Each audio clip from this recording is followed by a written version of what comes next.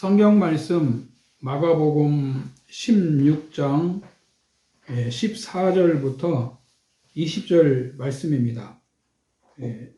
이 본문 중에 15절 말씀만 봉독을 하겠습니다. 또 가라사대 너희는 온 천하에 다니며 만민에게 복음을 전파하라.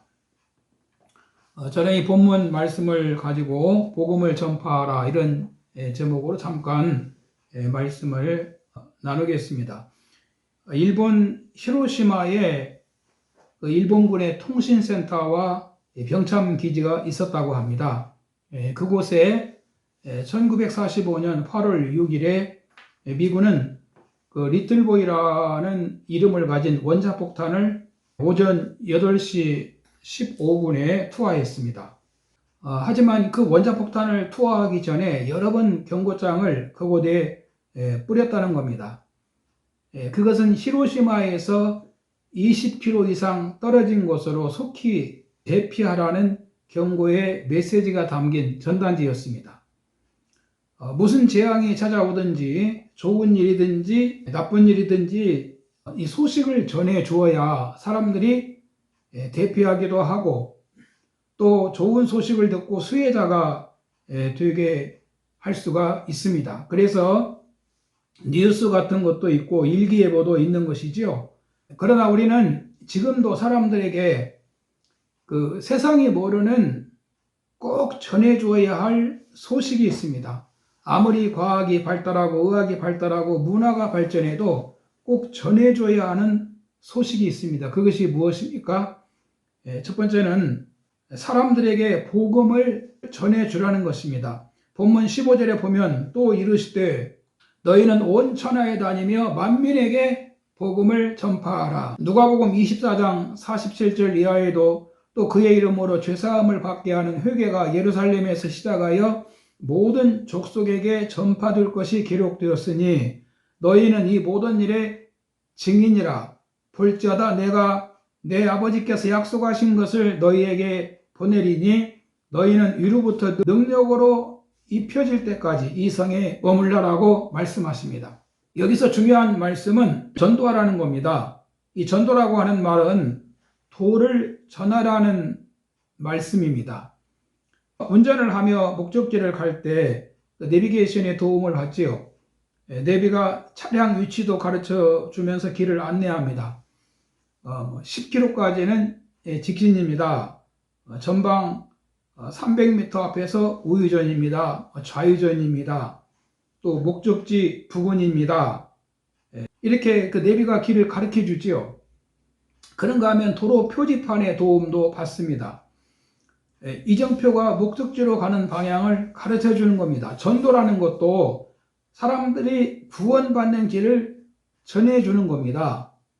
전할 전, 또 길도, 전도, 즉 죄로 멸망할 사람들에게 사람이 멸망하지 않고 구원받을 수 있는 길을 전해주는 것, 이것이 전도입니다. 이것을 다른 말로 복음을 전파하라는 것입니다. 여러분, 예수님이 이루어 놓으신 그 소식이 복음입니다. 이게 복된 소식이죠. 복음을 만민에게 전파하라는 겁니다. 복음을 왜 전해야 됩니까? 누구든지 예수님이 이루어 놓으신 것을 받아들이고 믿게 되면 구원을 받는다는 것입니다. 두 번째는 믿고 세례받는 자는 구원을 받으리라 라고 말씀하십니다. 본문 16절에 보면 믿고 세례받는 사람은 구원을 받을 것이요 믿지 않는 사람은 정죄를 받으리라 라고 하셨습니다. 믿는 자는 구원을 받고 믿지 않는 자는 정죄를 받으리라는 겁니다. 구원이 무엇입니까? 구원은 하나님과 관계가 회복되고 이 땅에서 하나님 자녀로 살면서 천국의 열매를 맺다가 그날에 주님 나라에 들어가는 것이 구원이라고 생각합니다. 자기 마음대로 살다가 돌아가셨을 때 막연하게 하늘나라 가셨을 거야가 아니라 주님을 구주로 믿는 분명한 믿음을 가지고 살다가 나그네 인생 마칠 때 주님이 데려가시는 것을 구원이라고 믿습니다. 좀 구체적으로 말씀을 드리면 사도행전 2장 40절에 보면 또 여러 말로 확증하여 권하여 이르되 너희가 이 패역한 세대에서 구원을 받으라 하니, 패역한 세대에서 구원을 받으라는 겁니다. 하나님을 모르는 세상에서 거기서 빠져나오라는 것이죠. 하나님이 창조주이신데 하나님을 모릅니다.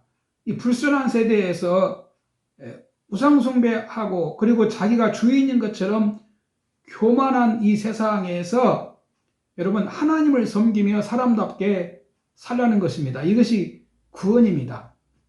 이뿐만이 아니라 베드로전서 1장 5절에는 너희는 말세에 나타내기로 예비하신 구원을 얻기 위하여 믿음으로 말미암아 하나님의 능력으로 보호하심을 받았느니라 라고 말씀하시고 있습니다. 말세에 나타내기로 예비하신 구원을 받기 위하여 복음을 전해야 한다는 것입니다.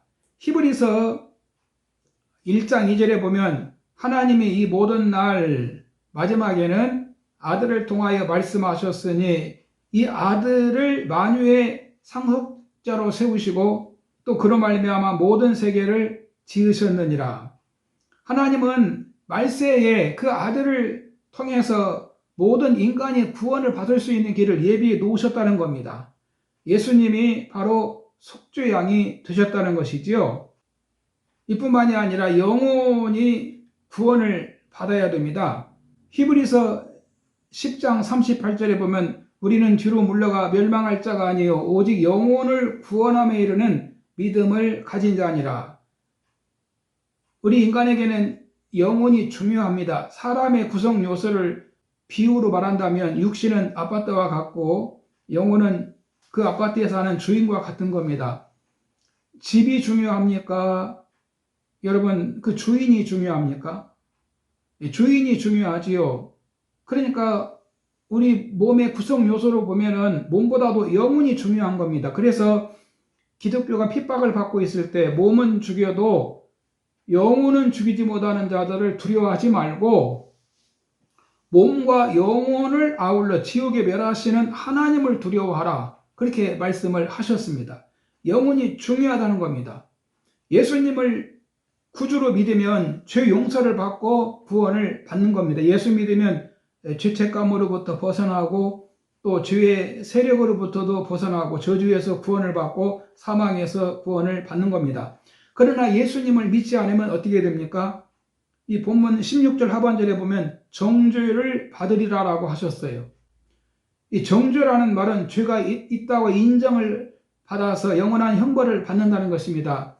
복음을 믿지 않는 자는 정죄를 받으리라는 것입니다.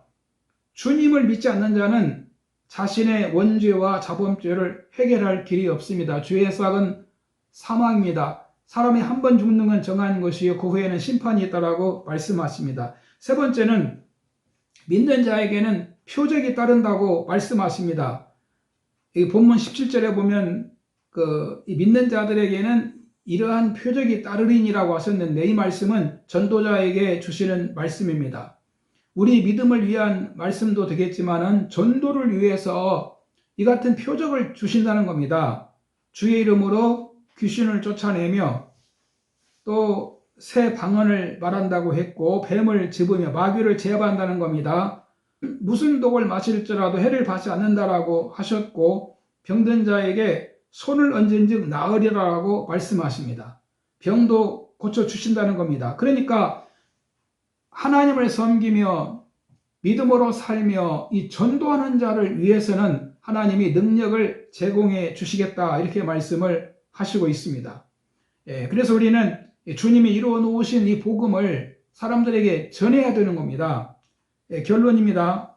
예수님의 제자들이 과연 어떻게 했습니까? 본문 20절에 보면 제자들이 나가 두루 전파할세 주께서 함께 역사하사 그 따르는 표적으로 말씀을 확실히 증언하시니라. 이 부분이 참 중요합니다. 제자들은 많이 부족한 중에도 주의 말씀을 전했습니다. 두루 다니면서 복음을 전했다는 겁니다. 어떠한 일이 일어났습니까? 기사와 이적이 나타났다는 것입니다. 여러분, 그 따르는 표적으로 주님의 말씀을 확실히 증언할 수가 있었습니다. 그러므로 오늘 우리도 예수님께서 우리에게 사람들을 구원하는 이 진리를 주셨습니다. 말씀을 주셨습니다. 복음을 주셨습니다. 우리도 내가 예수 믿고 구원을 받았다 그러면 정말 이 복음을 다른 사람들에게 전해야 될 책임이 있는 것입니다. 우리 이웃에게 또 내 가까운 사람들에게 또 만나는 사람들에게 여러분 기회를 놓치지 마시고 복음 전할 수 있는 기회를 만드십시오. 우리 모두 주님의 복음을 전하십시다. 예수님은 모든 사람들을 구원하시는 구세주이십니다. 할렐루야.